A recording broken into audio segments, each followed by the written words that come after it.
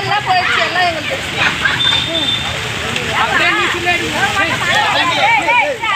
அந்த பக்கம் தண்ணி क्या बोले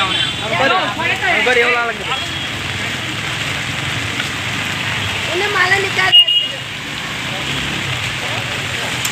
இன்னும் 3 நாளைக்கு மழை தான்ப்பா புயல் இதுதான்ப்பா கடந்து போகுது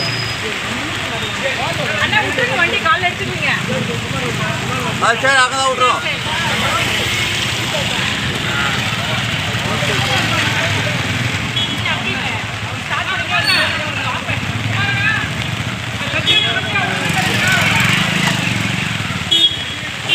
வருது பாருங்க வண்டி